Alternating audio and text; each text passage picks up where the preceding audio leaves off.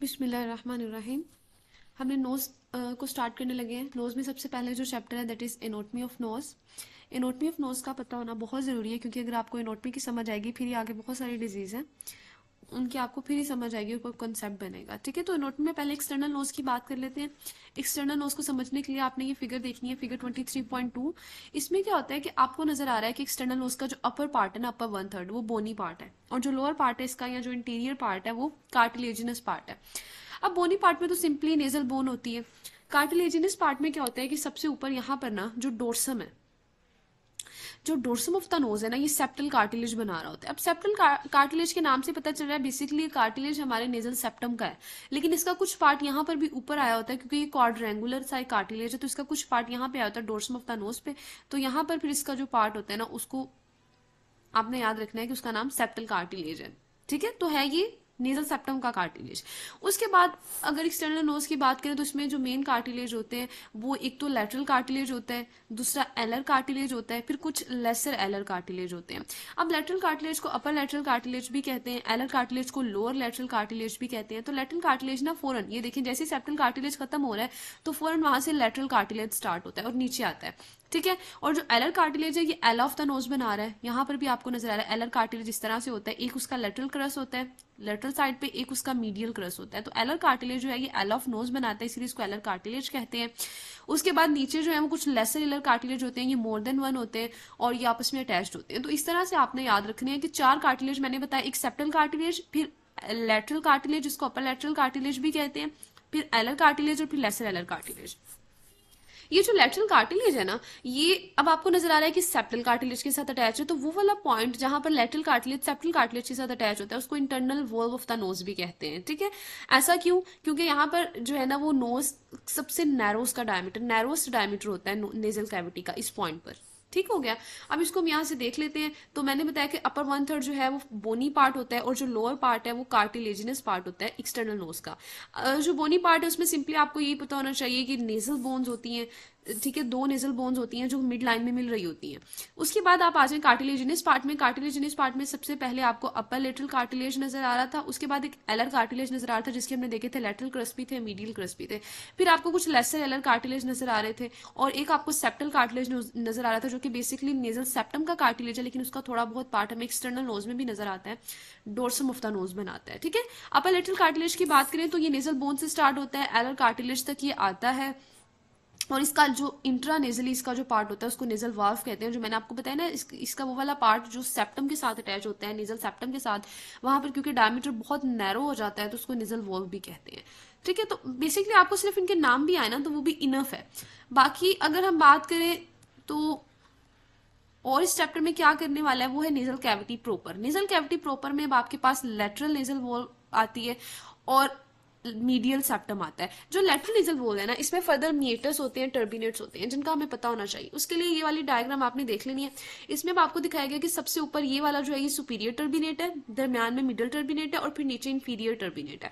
अब inferior turbinate से नीचे ये यहाँ पर जो स्पेस होगी इसको कहेंगे इंफीरियर मिएटस। इंफीरियर और मिडिल टर्बिनेट के दरमियान जो स्पेस है ये होगा मिडिल मिएटस, और सुपीरियर और मिडिल मिएटस के दरमियान जो स्पेस होगी ये होगा हमारा सुपीरियर मिएटस। ठीक है, और जो सुपीरियर टर्बिनेट से ऊपर ये स्पेस है इसको स्फीनोएथमोइडल रिसेस कहते हैं। अब इन सब टर्बिनेट्स में ना कुछ टर्बिनेट्स में नहीं, सॉरी, इन सब मिएटस में ना कुछ ओपनिंग्स होती हैं। अब वो ओपनिंग्स होती हैं आपकी पैरानेजल साइनसेस की। ठीक है, frontal sinus, sphenoidal sinus, maxillary sinus, ethmoidal sinus, इन सब की ओपनिंग्स होती हैं। तो यहाँ से बहुत सारे एमसीक्यूज आ जाते हैं, तो आपको ओपनिंग्स का पता होना चाहिए कि एक तो जो इंफीरियर मिएटस है ना, जो मैंने बताया कि सबसे नीचे होता है, इसमें जो ओपनिंग होती है वो होती है नेजोलैक्रिमल डक्ट की। आपने पढ़ा हुआ ना सारा लैक्रिमल सिस्टम कि लैक्रिमल जो सैक है उससे एक डक्ट आती है नेजोलैक्रिमल डक्ट जो कि नोज की तरफ आती है और फिर वो इंफीरियर मिएटस में आके ओपन होती है। जो आपका मिडल मिएटस है ना, इसमें बहुत सारी ओपनिंग्स हैं। इसमें जो है वो ओपनिंग्स के अलावा एक दो और भी चीजें हैं जिनका आपको पता होना चाहिए। ठीक है, वो मैं उसकी आपको पिक्चर दिखाती हूँ, लेकिन अभी हम सिर्फ ओपनिंग्स को डिस्कस करें तो उन्हीं पे रहते हैं। तो इसमें जो है मैक्सिलरी साइनस की भी ओपनिंग होती है, इसमें फ्रंटल साइनस की भी ओपनिंग होती है, इसके अलावा इसमें एंटीरियर एथमोइडल साइनस की भी ओपनिंग होती है। ठीक है, उसके बाद अगर यहां पर आ जाए तो सुपीरियर मिएटस आ जाता है। सुपीरियर मिएटस में आपके पास पोस्टीरियर एथमोइडल साइनस की ओपनिंग होती है। ठीक है, फिर सबसे ऊपर यहाँ पर स्फीनोएथमोइडल रिसेस है, तो यहाँ पर स्फीनोइड साइनस, क्योंकि स्फीनोइड साइनस पास ही पड़ा हुआ है ना, तो यहाँ पर स्फीनोइड साइनस की ओपनिंग होती है। ये हो गई सारी ओपनिंग्स। इसके बाद आपको जो है वो पता होना चाहिए ये वाले मिडल मिएटस के कुछ स्ट्रक्चर्स होते हैं। ठीक है, इनका मैं आपको यहाँ पर एक इमेज दिखाती हूँ उनकी। हाँ, मैंने आपको कार्टिलेज भी दिखाने थे, लेकिन उससे पहले अब हमने बात शुरू की हुई है मीएटस की, तो हम उसी को देख लेते हैं। अच्छा, ये देखें, अगेन यहाँ पे रिवाइज करें, ये आपके पास जो है मिडल टर्मिनेट है, ये नीचे वाला आपके पास इनर इंफीरियर टर्मिनेट है। तो मिडल और इंफीरियर टर्मिनेट के दरमियान ये वाली जो स्पेस है, ये मिडल मीएटस है। ठीक है, मिडल मीएटस में अब क्या है, एक तो एथमोइडल बुल्ला का आपको पता हो, एथमोइडल बुल्ला क्या है कि एयर सेल्स ही होते हैं। ठीक है, अंदर यहाँ पर एयर सेल्स है, उनके ऊपर एक एलिवेशन सी बन रही है जिसको हम एथमोइडल बुल्ला कह रहे हैं। उसके बाद नीचे ये जो एलिवेशन सी, इसको अनसिनेट प्रोसेस कहते हैं। अनसिनेट प्रोसेस और एथमोइडल बुल्ला के दरमियान हाइटस सेमिलुनैरिस बनता है। ठीक है, तो ये दो तीन चीजों का पता होना चाहिए। बाकी ओपनिंग्स वही है कि स्फिनोइड साइनस जो है स्फिनोएथमोइडल रिसेस में ओपन होता है। यहाँ पर सुपीरियर मीएटस में किसकी ओपनिंग होती है, सुपीरियर मीएटस में होती है पोस्टीरियर एथमोइड साइनस की ओपनिंग। यहाँ पर मैक्सिलरी की, फ्रंटल की, एंटीरियर एथमोइड की, और यहाँ पर नेसोलैक्रिमल डक्ट की। ठीक है, तो ओपनिंग्स वही है। अब जरा नेजल कार्टिलेज को रिवाइज करें। नेजल कार्टिलेज मैंने बताया था आपको, तो यहाँ पर मैं आपको उनका इमेज दिखा देती हूँ। ये दरमियान में जो है, ये आपके पास है सेप्टल कार्टिलेज। ठीक है, ये वाला जो साइड पे नजर आ रहा है, ये अपर लेटरल कार्टिलेज। अपर लेटरल कार्टिलेज जहां पर सेप्टल कार्टिलेज के साथ अटैच है, उस जगह को नेजल वोव भी कहते हैं। ये नैरोएस्ट पॉइंट होता है नेजल कैविटी का। उसके बाद ये वाला जो कार्टिलेज है, ये एलर कार्टिलेज है, जो एल ऑफ नोज बनाता है। इसका एक मिडिल क्रस होता है, एक लेटरल क्रस होता है। और साइड पे ये जो आपको कार्टिलेज नजर आ रहा है ना, इसको कहते हैं लेसर एलर कार्टिलेज। ये साइड से अगर हम देखें तो इस तरह से नजर आता है। ये जो पॉइंट है, ये आपका सेप्टल कार्टिलेज है, ये अपर लेटरल कार्टिलेज है, ये एलर कार्टिलेज है, ये इसका लेटरल क्रस है, ये इसका मीडियल क्रस है, और ये लेसर एलर कार्टिलेजेस है। ठीक है, अच्छा, तो यहाँ पर नेजल वोल्व को मैं आपको दिखा देती हूँ। इंटरनल नेजल वोल्व कौन सा एरिया, ये वाला एरिया, जहां पर आपका जो फ्री एंड है ना लेटरल कार्टिलेज का, वो जहां पर आके अटैच होगा ना आपके नेजल सेप्टम के साथ, ये नेजल सेप्टम है, ये लेटरल कार्टिलेज है। तो जहां पर ये अटैच हो रहे हैं, वहां पे देखिए डायमीटर कितना नैरो हो गया, इसको कहते हैं इनर नेजल वोल्व। और जो एक्सटर्नल नेजल वोल्व है, ये सिंपल आपका जो नोस्ट्रिल्स है ना, इन्हीं की बाउंड्री को एक्सटर्नल नेजल वोल्व कहते हैं। ठीक है, चले जी, ये एनाटॉमी से रिलेटेड कुछ चीजें थी जो हमने देख ली हैं। उसके बाद नेजल सेप्टम को यहाँ डिस्कस नहीं करना, नेजल सेप्टम को हम नेजल सेप्टम के चैप्टर में ही डिस्कस करेंगे। ठीक है, बाकी आपने रीड कर लेना अगर कोई और इंपॉर्टेंट पॉइंट हुआ तो, लेकिन मैंने आपको मेन वही चीजें बताई हैं जो कि आगे चैप्टर्स में हमारे काम आएंगी। चलें, अब हम स्टार्ट करने लगे disease of external nose and nasal vestibule को। इस वीडियो में इसे कंप्लीट करेंगे, फिर नेक्स्ट चैप्टर से हम नेक्स्ट वीडियो स्टार्ट करेंगे। तो नेजल, सबसे पहले ना डिजीज देखते हैं एक्सटर्नल नोज की। एक्सटर्नल नोज की डिजीज में जो सबसे इंपॉर्टेंट चीज है वो इसकी डिफॉर्मिटीज है, नेजल डिफॉर्मिटीज।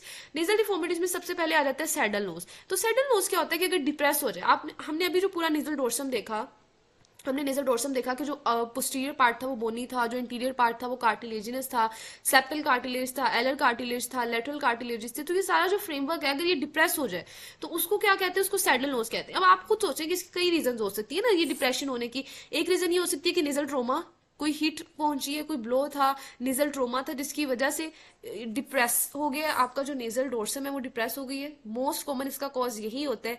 इसके अलावा ये भी हो सकता है किसी का एसएमआर हुआ था, सब म्यूकस रिसेक्शन हुई थी, एसएमआर यानी सर्जरी हुई थी।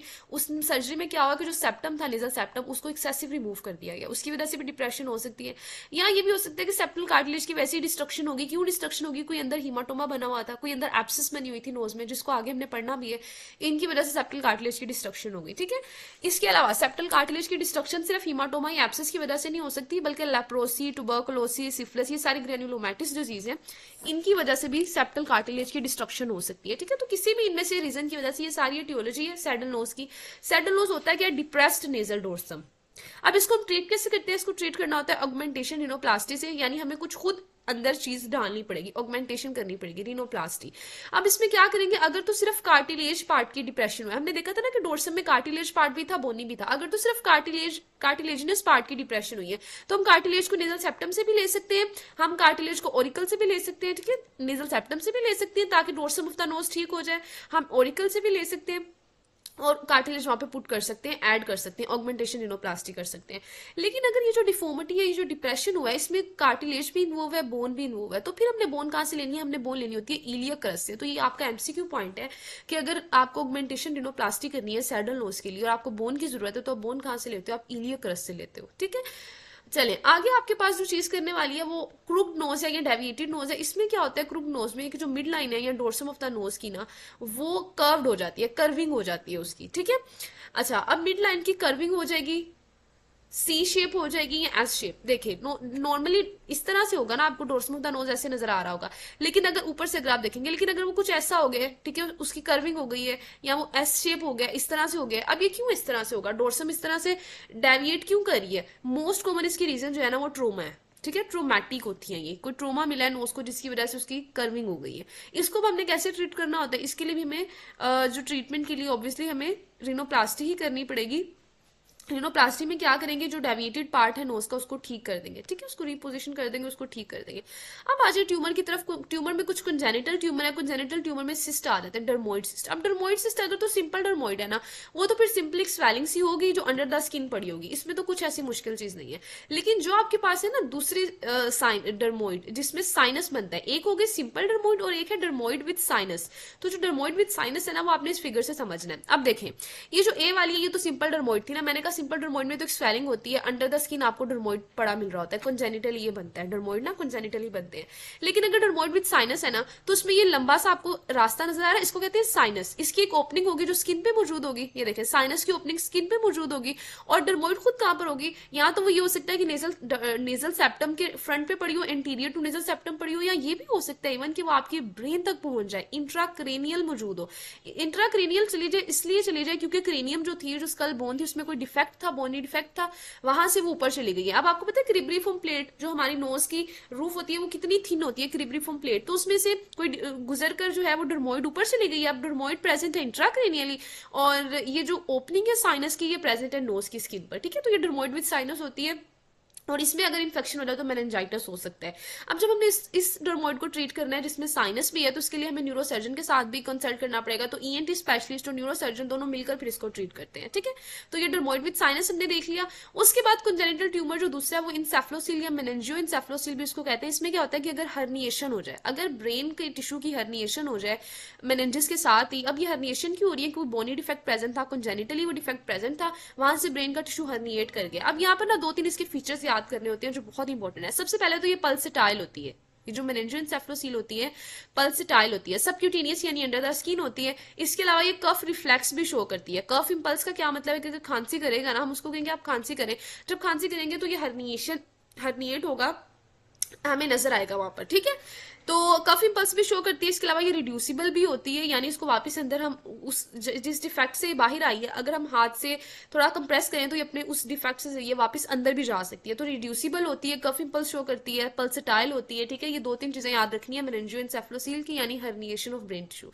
इसके लिए भी न्यूरोसर्जिकल ट्रीटमेंट ही किया जाता है, न्यूरोसर्जन से कंसल्ट किया जाता है। उसके बाद आ जाए बेनाइन ट्यूमर्स की तरफ। बेनाइन ट्यूमर्स जो है ये रिनोपाइमा है। अभी मैंने आपको जो ट्यूमर्स कराए थे वो कंजेनिटल थे, अब हम बेनाइन देखने लगे जिसमें रिनोपाइमा है। रिनोपाइमा को पोटैटो ट्यूमर भी कहते हैं। पोटैटो ट्यूमर अब क्या होता है कि जो स्किन है ना उसमें सेबेशियस ग्लैंड है, अगर उनकी हाइपरट्रोफी हो जाए, ये देखें इस तरह से, तो हुआ क्या यहाँ पर रिनोपाइमा किस तरह से बना है कि जो स्किन के टिप ऑफ द नोज पे जो सेबेशियस ग्लैंड थे उनकी हाइपरट्रोफी हो जाए तो रिनोपाइमा बन जाता है। ये अनसाइटली इसकी अपीयरेंस होती है, देखने में अच्छा नहीं लगता। इसके अलावा ये ब्रीथिंग ऑब्स्ट्रक्शन भी करा सकते हैं, ठीक है। तो सबसे पहले तो ये होता कि पिंक सा लोब्यूलेटेड मैस होता है, ओवर द नोज मौजूद होता है। ये बना क्यों है, हाइपरट्रोफी हुई है सेबेशियस ग्लैंड की। उसके बाद ये क्या कर रहा है, एक तो इसकी अनसाइटली अपीयरेंस है, उसके अलावा ये ऑब्स्ट्रक्शन ब्रीथिंग के लिए भी करा सकते हैं, ये ऑब्स्ट्रक्शन वीएन के लिए भी करा सकते हैं। वीएन के लिए ऑब्स्ट्रक्शन है ना कि इतना बड़ा आगे को आ जाएगा कि हमें कुछ नजर नहीं आएगा ना, नीचे हम नहीं देख सकते, तो ऑब्स्ट्रक्शन टू वीएन है, ऑब्स्ट्रक्शन टू ब्रीथिंग है, और लार्ज साइज की वजह से। तो ट्रीटमेंट इसका क्या करेंगे हमें इसको काटना पड़ेगा, या तो शार्प नाइफ से या कार्बन डाइऑक्साइड लेजर से इसको काटा जाता है, उसके बाद इसकी रीएपिथेलाइजेशन हो जाती है, ठीक है। ये इसका ट्रीटमेंट है। ये तो था बिनाइन ट्यूमर रिनोपाइमा। अब कुछ मैलिग्नेंट ट्यूमर भी होते हैं जिनमें बेजल सेल कार्सिनोमा है और दूसरा स्क्वेमस सेल कार्सिनोमा है। बेजल सेल कार्सिनोमा ना नेजल स्किन का सबसे कॉमन मैलिग्नेंट ट्यूमर है। तो most common malignant tumour skin of nose का क्या है, बेजल सेल कार्सिनोमा। इसको रोडेंट अल्सर भी कहते हैं, ठीक है। ये 40 से 60 इयर्स एज में ये हो जाता है। कॉमन साइट इसकी क्या, ये भी एमसीक्यू पॉइंट है, इसकी कॉमन साइट होती है टिप ऑफ द नोज या एला ऑफ द नोज, ठीक है। आपको सिस्ट की फॉर्म में भी ये नजर आ सकता है, या ये अल्सर की फॉर्म में भी नजर आ सकता है। अगर अल्सर होगा तो उसके एजेस रोल्ड होंगे, ठीक है। और उसके बाद क्या होगा कि ये बाद में आहिस्ता आहिस्ता कार्टिलेज और बोन को भी इन्वेड कर सकता है। इसमें एक और जो चीज याद रखने वाली है वो ये है कि नोडल मेटास्टेसिस बहुत रेयर होती है। जब मैं आपको स्क्वेमोस सेल कार्सिनोमा पढ़ाऊंगी ना, उसमें हम देखेंगे कि नोडल मेटास्टेसिस हो जाती है, लेकिन इसमें नोडल मेटास्टेसिस नहीं होती। इसका ट्रीटमेंट डिपेंड करता है इसका साइज कितना है, इसकी डेप्थ कितनी है, कितनी देर से है, इसकी लोकेशन के, इन सब चीजों पर इसका ट्रीटमेंट डिपेंड करता है। अगर तो अर्ली रही है ना, ज्यादा देर नहीं हुई और छोटा है, तो हम क्रायो सर्जरी कर सकते हैं, रेडिएशन यूज कर सकते हैं, सर्जिकली भी हम उसको एक्साइज कर सकते हैं। सर्जिकली फिर हमें ये करना है कि जब हम ट्यूमर को एक्साइज कर रहे हैं ना, तो 3 to 5 mm हमें हेल्दी स्किन भी निकाल देनी है, ताकि अगर कोई भी ट्यूमर वहां पर थोड़ा बहुत लोकली इन्वेड हो चुका था तो वो भी साथ रिमूव हो जाए। ठीक है, अब स्क्वेमोस सेल कार्सिनोमा की बात करते हैं तो ये सेकंड मोस्ट कॉमन है। मोस्ट कॉमन जो था वो बेसल सेल था, second most common squamous cell carcinoma है। ये भी 40 से 60 ईयर्स की एज में इसी रेंज में ये होता है, और इसके जो एजेस होते हैं ना वो रोल्ड आउट होते हैं। ठीक है, ये डिफरेंस हो गया, उसके रोल्ड इन थे, इसके रोल्ड आउट होते हैं एजेस। इनफिल्ट्रेटिंग नोड्यूल ये बनाता है। इसमें नोडल मेटास्टेसिस भी होती है। बेसल सेल में नोडल मेटास्टेसिस नहीं होती, तो इसमें नोडल मेटास्टेसिस भी होती है। अगर इसके अर्ली नहीं है ना, तो उनको हम रेडियोथेरेपी से ट्रीट कर लेंगे। अगर एडवांस नहीं है ना, बोन और कार्टिलेज का इन्वेजन कर चुके हैं, तब हमें सर्जिकली उसको एक्साइज करना पड़ेगा। ठीक है, और फिर जो डिफेक्ट बनेगा उसको रिपेयर करना पड़ेगा। तो ये हो गया आपके स्क्वेमस और बेसल सेल कार्सिनोमा। अब आ जाए नेजल वेस्टिब्यूल की डिजीज की तरफ। नेजल वेस्टिब्यूल में फ्रंकल और बॉयल बहुत कॉमन है। जिस तरह से आपने ईयर में भी फ्रंकल पढ़ा था, बिल्कुल वैसे ईयर में फ्रंकल कब बनते थे, जब हेयर फॉलिकल का इन्फेक्शन होता था स्टेफ यूरियस की वजह से। तो सेम वही एटियोलॉजी यहाँ पर है कि अगर हेयर फॉलिकल का नोज में इन्फेक्शन हो जाएगा स्टेफ यूरियस की वजह से, तो यहाँ पे एक फ्रंकल बन जाएगा, बॉयल बन जाएगा। और इसके अलावा इसका प्रीडिस्पोजिंग फैक्टर क्या है कि सब में तो हेयर फॉलिकल का इन्फेक्शन नहीं हो जाता है ना, तो किन लोगों में होता है जो नोज पिकिंग की जिन्हें आदत होती है, नोज प्लकिंग करते हैं, उनमें क्या होता है कि फिर इन्फेक्शन हो जाता है हेयर फॉलिकल का। दिखने में ये बहुत स्मॉल होता है, लेकिन इसकी पेन बहुत ज्यादा होती है, बहुत पेनफुल होता है, टेंडर होता है। इससे जो डोर्सम ऑफ द नोज है वो भी रेड हो जाएगा, सोलन हो जाएगा। ठीक है, और जो फ्रंकल है ना वो रप्चर भी कर सकता है। अब इसको ट्रीट कैसे करना है? ट्रीटमेंट इसका बहुत आसान है। वार्म कंप्रेसिस हम देंगे, एनाल्जेसिक्स देंगे, क्योंकि मैंने बताया कि बहुत पेनफुल होता है। इसके अलावा एंटीबायोटिक्स दी जाएंगी जो टॉपिकल भी होंगी, सिस्टेमिक भी होंगी। ठीक है, उसके बाद ना आपने एक चीज याद रखनी है कि अगर ये फ्लक्चुएंट होगा तो इसको इंसाइज करके ड्रेन कर सकते हैं, लेकिन अगर ये प्री मेच्योर है, प्री मेच्योरली कभी भी इसको इंसाइज नहीं करना, स्क्वीज नहीं करना, क्योंकि अगर हम ऐसा करेंगे तो फिर जो इन्फेक्शन है ना वो स्प्रेड कर जाएगा कवर्नस साइनस तक। ये ना पेपर में एक दफा क्वेश्चन आया था कि बॉयल ऑफ द नोज की फेटल कॉम्प्लिकेशन क्या है, ऐसे कॉम्प्लिकेशन जो बहुत खतरनाक हो, तो वो थी क्वेरनस साइनस थ्रोम्बोसिस। क्योंकि जो बॉयल ऑफ द नोज है ना, इसका इन्फेक्शन क्वेरनस साइनस तक पहुंच सकता है वीनस थ्रोम्बोफिलबाइटिस के जरिए। ठीक है, तो ये चीज याद रखनी है आपने। उसके बाद वेस्टिब्यूलाइटिस क्या होता है? सिंपली वेस्टिब्यूलाइटिस नाम से पता चल रहा है कि जो वेस्टिब्यूल है ना नोज का, अगर इसकी इन्फ्लेमेशन हो जाएगी, डर्माटाइटिस हो जाएगा। अब इसकी इन्फ्लेमेशन क्यों होती है? किसी को रिनाइटिस हुआ था, साइनोसाइटिस हुआ था। रिनाइटिस और साइनोसाइटिस दोनों केसेस में क्या होता है, बहुत ज्यादा नेजल डिस्चार्ज हो रहा होता है। वो बार बार अपने नेजल डिस्चार्ज को साफ करने के लिए हैंडकरचीफ यूज कर रहा था, तो हैंडकरचीफ ट्रोमा हो जाएगा, वहां पे बार बार फ्रिक्शन की वजह से हैंडकरचीफ ट्रोमा हो जाएगा, तो इसकी वजह से वेस्टिब्यूलाइटिस हो जाएगा। इसका भी पॉजिटिव ऑर्गेनिज्म एस यूरियस ही है। और एक्यूट अगर फॉर्म है वेस्टिब्यूलाइटिस की, तो उसमें सिर्फ रेडनेस होगी, स्वेलिंग होगी, क्रस्ट या स्केल बन सकते हैं। ठीक है, सिंपली। लेकिन अगर क्रोनिक फॉर्म है तो उसमें इंड्यूरेशन हो जाएगी स्किन की, फिशरिंग हो जाएगी, क्रस्टिंग हो जाएगी। ठीक है, तो ये क्रोनिक फॉर्म में इस तरह से होगा। इसको ट्रीट कैसे करना है? जितने भी क्रस्ट वहां पे बने हैं, स्केलिंग हुई है, उस सबको रिमूव करना है। कॉटन एप्लीकेटर यूज करना है। कॉटन एप्लीकेटर जो है उसको सोक करना है हाइड्रोजन पेरोक्साइड में, और हाइड्रोजन पेरोक्साइड में कॉटन एप्लीकेटर को सोक किया। अब उसको क्या किया, नोज में जितनी भी स्केलिंग हुई थी, क्रस्टिंग हुई थी, उसको रिमूव कर दिया। पहला काम ये किया। उसके बाद जो एंटीबायोटिक स्टीरॉइड क्रीम है ना, एंटीबायोटिक स्टीरॉइड ऑइंटमेंट, वो वहां पर अप्लाई कर देनी है।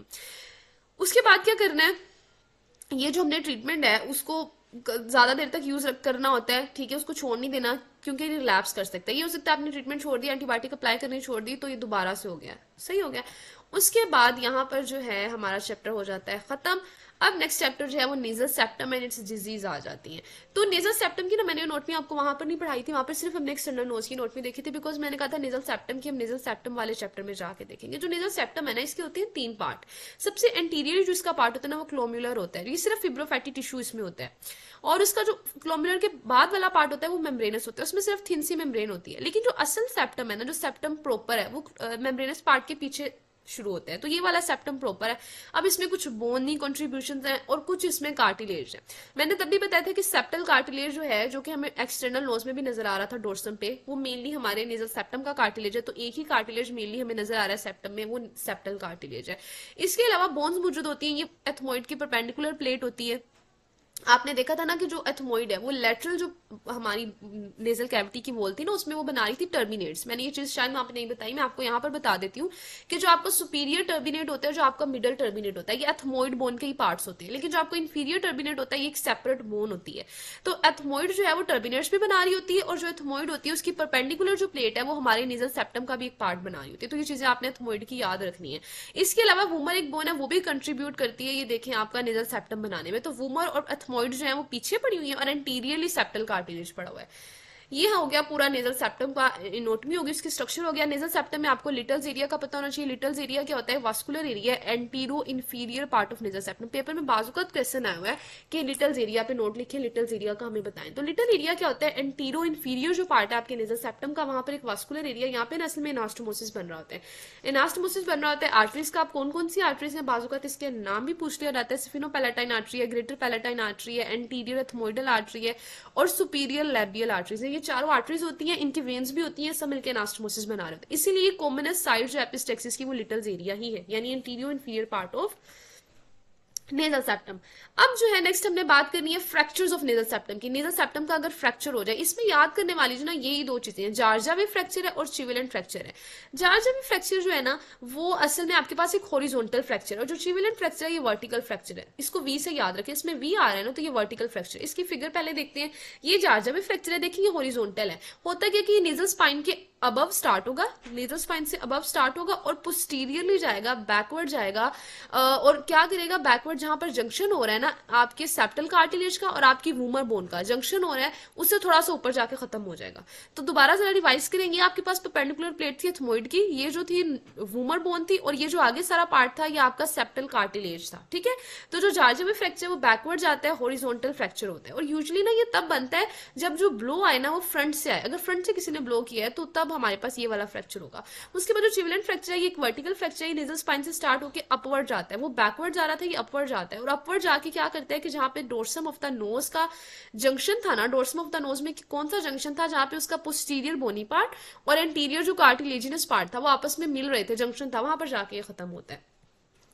तो इसका ये यूजुअली होता है जब ब्लो जो है वो नीचे से आए, ठीक है। तो उसको यहाँ से रीड कर लेते हैं। जार्जावी फ्रैक्चर एक हॉरिजॉन्टल फ्रैक्चर है, जब ब्लो फ्रंट से आएगा तब ये होगा। ये मैंने कहा इंटीरियर नेजल स्पाइन से अबव ये स्टार्ट होता है, बैकवर्ड जाता है और जंक्शन से थोड़ा सा ऊपर जाके खत्म हो जाता है। किसका जंक्शन? सेप्टल कार्टिलेज का और वूमर का जंक्शन। चिविलेंट फ्रैक्चर जो है एक वर्टिकल फ्रैक्चर, अगर ब्लो जो है वो बिलो से आएगा, नीचे से आएगा, तो तब चिविलेंट फ्रैक्चर होता है। और ये जो है वर्टिकली ऊपर जाता है, और जो जंक्शन होता है ना बोनी और कार्टिलेजिनस पार्ट का डोर्सम ऑफ द नोज पे, वहां पे ये खत्म हो जाता है। अब अगर फ्रैक्चर हो ही गया है तो उसको ट्रीट कैसे करना है? उसको अर्ली रिकॉग्नाइज करना होता है, जल्दी डॉक्टर के पास आना है। फिर उसकी ट्रीटमेंट बहुत एसेंशियल है। अगर हीमाटोमा कोई बना है, ब्लीडिंग की वजह से हीमाटोमा वहां पे बन जाता है, तो उसको ड्रेन करना है। जो भी फ्रैक्चर्ड पार्ट है डिसलोकेट हो गए हैं तो उनको वापस उनकी जगह पे लेके आना है, रिपोजिशन करना है, ठीक है, उनको सपोर्ट करना है। उसके बाद सूचर्स वगैरह लगा देने, नेजल पैकिंग कर देनी है, ठीक हो गया। तो बस ये हो गया, नेजल पैकिंग कर दी, रिपोजिशन कर दिया, वहां पर हीमाटोमा से उनको ड्रेन कर दिया। अब आप देख लें कि कॉम्प्लिकेशन क्या हो सकती है अगर इंजरीज को ना सही से ट्रीट किया जाए और उसको छोड़ दिया जाए ऐसे ही। तो फिर हमारे पास क्या हो सकता है? एसिमेट्री हो सकती है, नेजल टिप की या क्लोम्युला की या नोस्ट्रिल की, ठीक हो गया। चलें अब आ जाए आप इस चैप्टर के मेन टॉपिक की तरफ, जो कि है deviated nasal septum, DNS. DNS के सिनेरियो आने के बहुत ज्यादा चांसेस होते हैं। इसको हम उसी तरह से देखेंगे जैसे हम ईयर में चीजों को देख रहे थे कि पहले हिस्ट्री क्या होगी, एग्जामिनेशन क्या होगा, इन्वेस्टिगेशन क्या होंगी, मैनेजमेंट क्या होगी, ठीक है। सबसे पहले तो आपको पता होना चाहिए कि डेविएटेड नेजल सेप्टम जो है ना ये इंपॉर्टेंट काज है नेजल ऑब्स्ट्रक्शन का। क्योंकि आप खुद सोचें कि इस तरह से आपके पास नोज है अगर, और नोज के दरमियान यहाँ पर आपका नेजल सेप्टम लगा हुआ है। अब इसके दोनों साइड पे नेजल कैविटीज हैं। अगर ये सेप्टम डेविएट करेगा या इधर आएगा उधर आएगा, तो ये जिस तरफ भी आएगा ये वहां पर नेजल कैविटी की ऑब्स्ट्रक्शन करा देगा, ठीक है। अच्छा, एटियोलॉजी इसकी क्यों है, क्या है, क्यों डेविएटेड नेजल सेप्टम होगा? तो यहाँ पर एटियोलॉजी की मुझे समझ नहीं आ रही थी कि किस तरह से उन्होंने लिखी हुई है, तो मैंने ना इसकी एटियोलॉजी के कुछ पॉइंट्स इसी तरह से याद किए थे, वो मैं आपको लिखवा देती हूँ। इन्हीं में से एक्सट्रैक्टेड पॉइंट है, लेकिन वो याद करना थोड़े आसान है, ठीक है। चलिए इसको ना डेविएटेड नेजल सेप्टम को हम नेक्स्ट वीडियो से स्टार्ट करते हैं।